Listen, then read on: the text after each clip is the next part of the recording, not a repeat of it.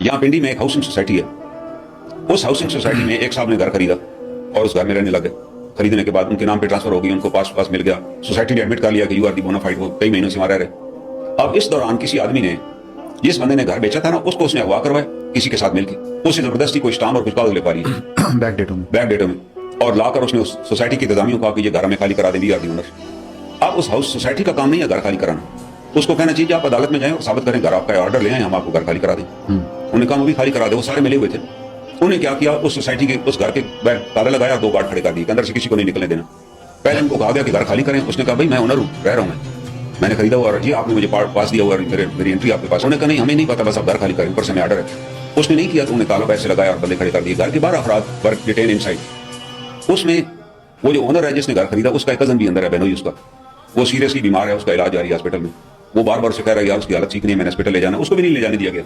नतीजा चौथे दिन उसके अंदर डेथ वाकया हो गई घर के अंदर। फिर उन्होंने गेट खोला, डेड बॉडी निकाली गई, तदफीन के लिए ले गया। वो गांव चले गए बेचारे, गांव से वापस आए तो फिर गार्ड बैठे हुए थे घर पे, फिर कब्जा था। और उन्होंने कहा जी आप अंदर नहीं आने देंगे, आप जो तो घर खाली करें। और उसके बाद उस बंदे ने हाई कोर्ट में रिट दायर की और हाई कोर्ट के जज साहब ने उस केस को सुना, और सुनने के बाद लालबंदी जुलाई का वाकया, और जज साहब ने केस सुना और उसने 7 दिन की डेट दे दी। उसने कहा ये इसका जवाब दाखिल कराएं, ये किस तरह हुआ, ये किस तरह मुजरमाना फेल हुआ कि आपने बंदा अंदर ही मार दिया।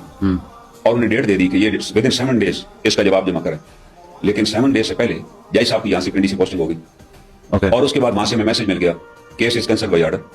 और उसके बाद जुलाई के बाद अगस्त सितंबर भी गुजरने वाला है, दोबारा केस नहीं लगा। और जब भी मैंने रब्ता किया कि यार ये केस क्यों नहीं लग रहा, कहता सर कोई जज सब अवेलेबल नहीं है जो इस केस को सुने, इस केस को सुने। अभी एक तरफ ये अगर अगर सोसाइटी के मालिकान अगर इतने ताकतवर हैं कि जज का ट्रांसफर करा दे, केस भी ना लगने दें, और वो इतने आप कह लें जालिम हो कि बंदा ही अंदर मार दे बंद करके, उसको इलाज भी ना कराने दे, जिसके डॉक्यूमेंट उनके पास है, वो डॉक्यूमेंट उस केस में लगे हुए। मैं खुद वहां देखने गया, आपने ये बात की मैं तो बिलीव नहीं हो रहा, मैं मान ही नहीं सकता था ये इस तरह हो भी सकता है कि नहीं। उन्होंने कहा जी मेरे फैमिली पूरी अंदर बंद पड़ी हुई अभी भी नहीं, फिर वो मिल गया कब्जा में, लेकिन हाई कोर्ट में केस नहीं दोबारा लगा। मेरा कहने का मकसद ये